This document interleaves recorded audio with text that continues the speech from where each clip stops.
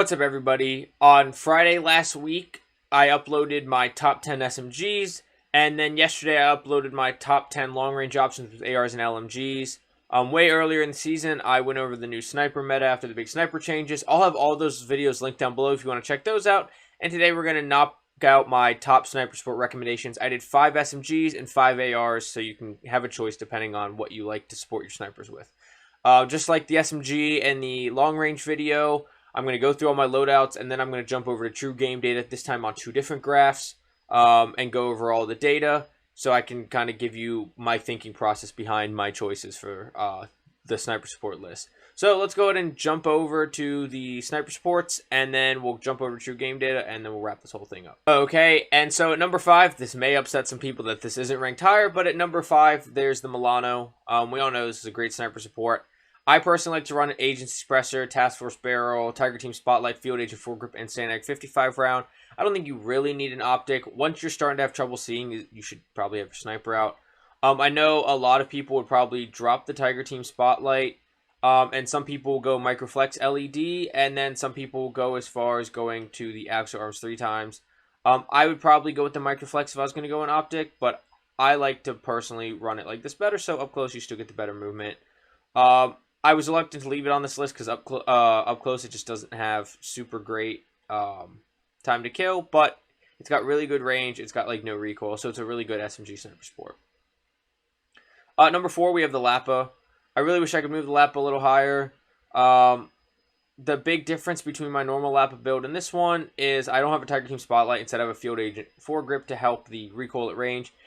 It has a decent drop-off. It drop-off's kind of early, but doesn't drop off super hard, and is a pretty good option at range compared to the other SMGs. It doesn't drop off near as hard.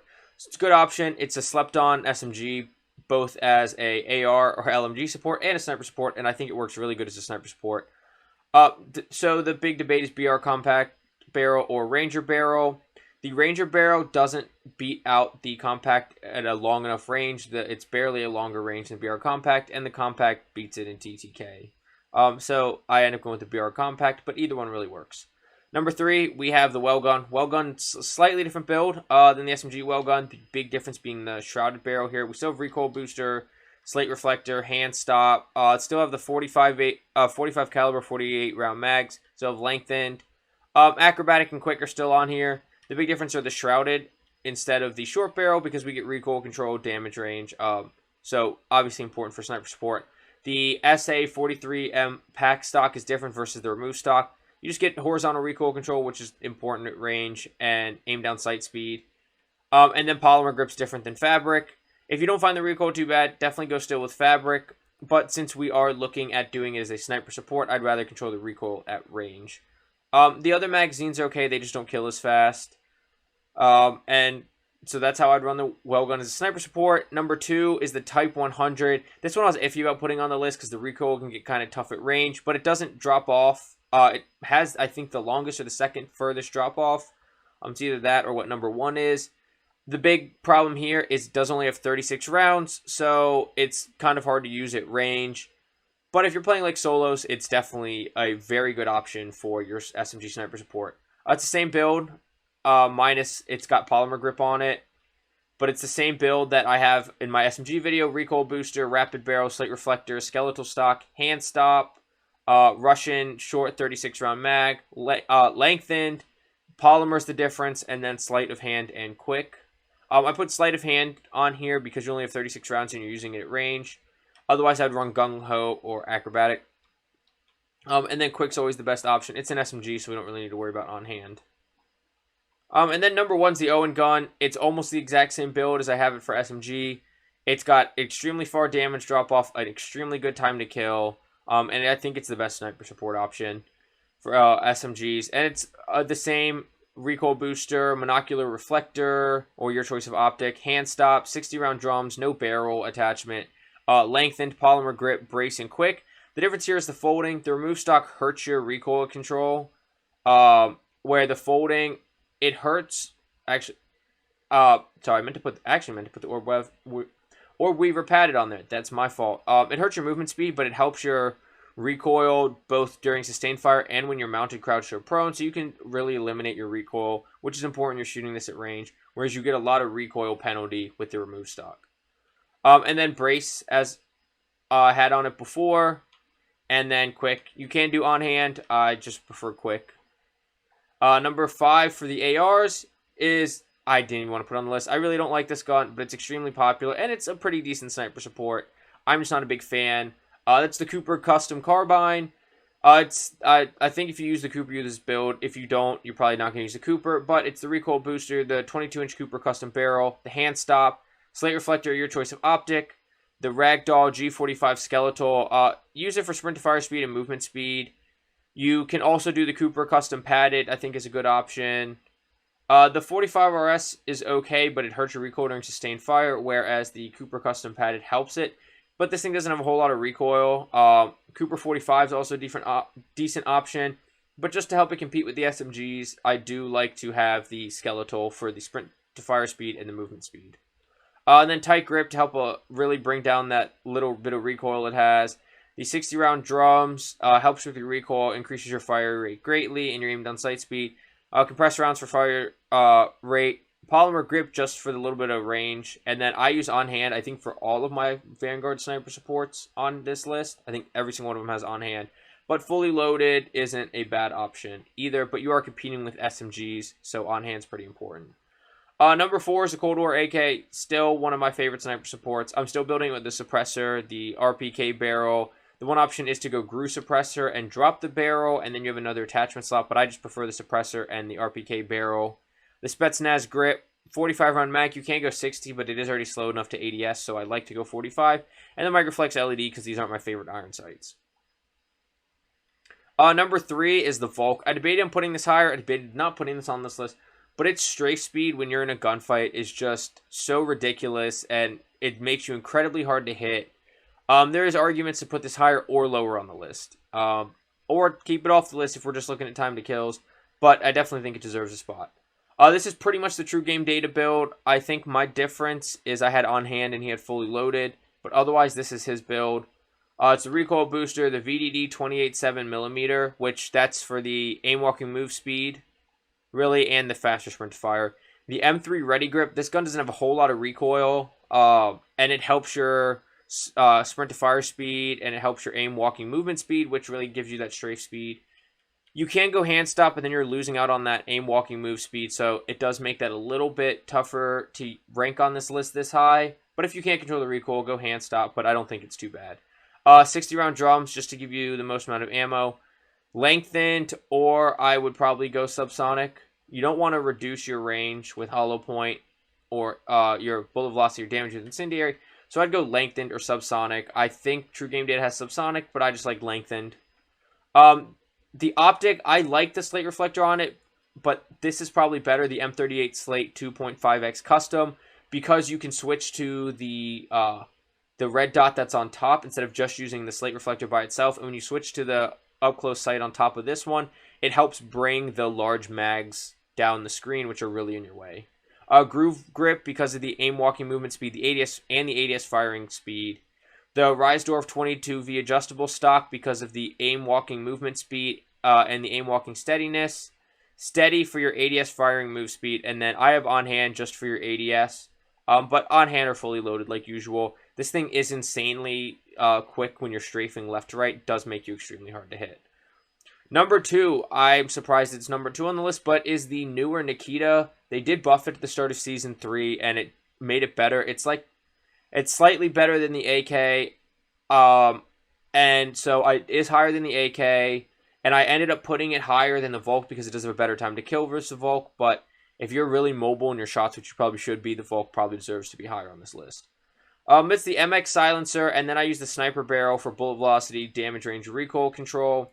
It does hurt your sprint to fire speed, movement speed, aim sight speed, but I find it just a better overall compromise with the Empress 613 BFA barrel, which has the same pros and negatives. I just think the 546 sniper barrel feels a little bit better.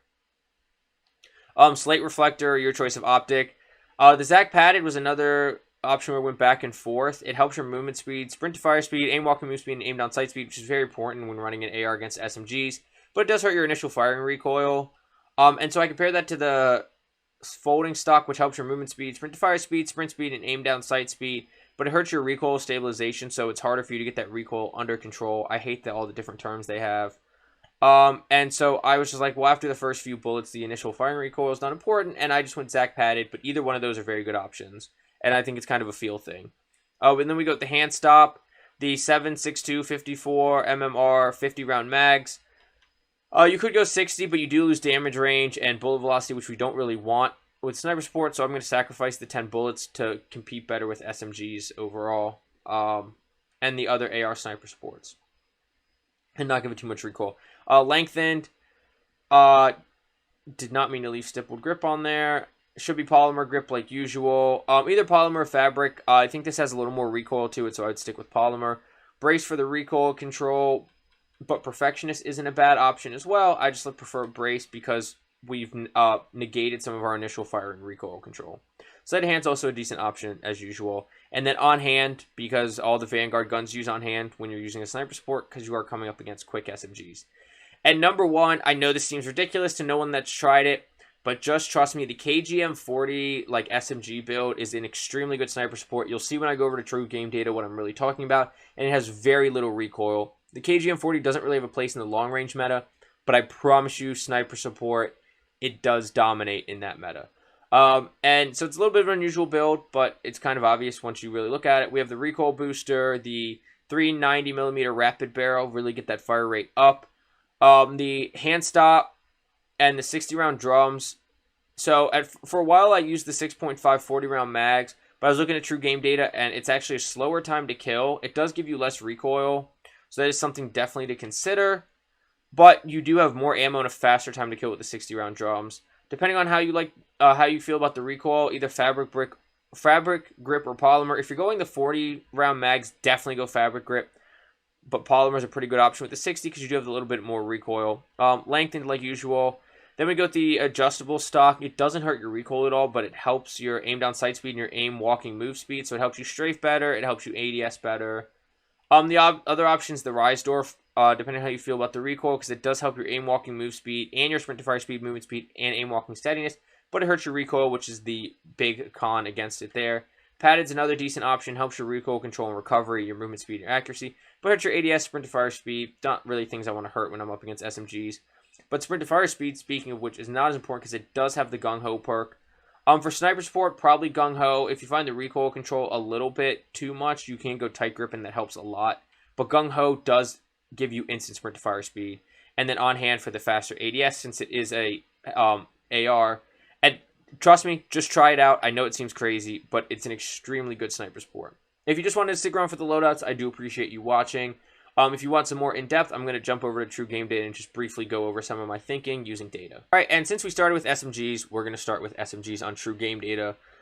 Looking at the Owen gun here, this light blue line, you can see it has the furthest damage drop-off of all the SMGs on this list at 25.2 meters, and the fastest time to kill all the way up to that 25.2 meters. This is, by the way, rebirth to the chest. We're going to look at Caldera as well, but it does drop off, but then it's only still beaten out by the Type 100 after its drop off, and not by a whole lot, except for this short, like 3 meter range. And then it's still pretty close. So that's why I had it number 1. You can see the Type 100, why I had it number 2. It does drop off earlier, but it's still at a 21.8 meter drop off, which gives it about this 1 meter. It's exactly 1 meter difference where this Welcome build is better, but that's pretty negligible. And then it's better than anything else up into infinity. And so that's why it ends up number 2. It probably would be number 1 if it had more ammo, but it ends up being number 2 just because of that ammo. What makes me consider it number 1 is how close it is to the Owen gun here, and it would be number 1 otherwise. When you look at the Well gun, I ended up sticking it at number 3 because it has such a far damage drop-off. Up close, you are going to lose out to the Lappa, but the Lappa drops off at 9.7 meters for its first drop-off, and then the Well gun's better until it drops off, but it doesn't drop off until 22.8 meters, which is an extremely long damage drop-off. And like all 3 of the Vanguard guns on here destroy the Milano, which was like the damage drop-off king. So, well, actually, I guess the Type 100 doesn't, but it's almost the exact same. And so then we get to where I had the Lappa, and the Lappa, if it didn't drop off so hard and didn't have 2 drop-offs, it probably would have been a little higher on the list. It probably would have beat out the well gun, because it does beat out the well gun after the well gun drops off, but now we're starting to get out of range, and there's such a big range where the well gun really beats it, which is very important in your sniper support range if you're running SMG. And then the Milano, the Milano's the Milano. It has a short range where it beats the Lappa. And then it's pretty even with the well gun after the well gun drops off, but the well gun drops off further, and in the time that it's better, definitively, it destroys the Milano. And so the Milano's got no recoil, and it's still a really good option. It's still really popular, but it's so weak up close and so weak until guns start to drop off. And in fact, it takes 2 drop-offs with the Lappa for it to start to beat the Lappa. And then after it drops off, the Lappa destroys it, just like the Owen gun and the Type 100 do. So that's kind of some of the thinking. That's Rebirth, which obviously is the most popular mode. And then we look at Caldera. And Caldera, the Owen gun, same thing. It really beats out the Type 100. And the results pretty much look the exact same. The well gun does look a little bit better than the Lappa. The Lappa starts to become a little worse. But when you look at everything, I would still leave the rankings the exact same because the Owen gun kills so much faster. Even though the Type 100 has less of a drop-off on Caldera. And so, once again, it's kind of 1A, 1B, and then all my rankings I'd pretty much keep the same for all the same reasons. That's the SMGs. We'll go ahead and jump over to the ARs now. And once again, the Cooper, the problem with the Cooper is, like, yeah, it beats the AK-47, and super up close. It's pretty close to the Nikita. But True Game Data doesn't have all the Nikita attachments updated, so that's probably not as close once you can put attachments on the Nikita. It's probably not as close. And then once the Cooper drops off, which it drops off pretty early for an AR at 23.4 meters, it is by far the worst. And so it doesn't have anything as special as like the Volk strafe speed, and the Volk beats it. And so that's why it ends up being the worst. I'm really not a fan of it, but it's so popular I couldn't put it on the list. But I'm going to take it off for the rest of the comparison. KGM-40, it's easy to see why the KGM-40 is number 1. It doesn't drop. It has the second furthest drop off on this list behind the Cold War AK at 33 meters, and it's blowing everything out of the water. I mean, it's it's about a half a sec. It's about 50 milliseconds faster than the next closest competition, which is the Volk. Well, the Cooper. No, the Volk. Yeah, the Volk is the next closest competition. And then the Volk drops off at 25.2, 8 meters ahead of time, and never even comes close to the KGM-40 again. Once the KGM-40 does drop off, for a little bit it's beaten out by the Cold War AK for about 5.6 meters, and then it gets destroyed by the KG. So the KG ends up being number 1 on the list because it's just beating out pretty much everything. And the Nikita and the KG to infinity are so close. It might be a little more of a gap, and the Nikita might be a little bit better at long range once you can put on attachments. But the KGM-40 up close, which is where the sniper support matters more, is destroying everything. And then the Volk, its time to kill before its drop-off is the second fastest, plus that mean strafe speed, which, like I said, it could really be number 2 on the list. I just like that once it drops off, the Nikita is absolutely destroying it, and that's why the Nikita ended up being number 2. But there's easily an argument for the strafe speed Volk to be number 2. And then the AK, I mean, it's still reliable, but it takes guns to start dropping off for it to really be good on this list outside of, even including the Cooper. It takes all the guns to drop off.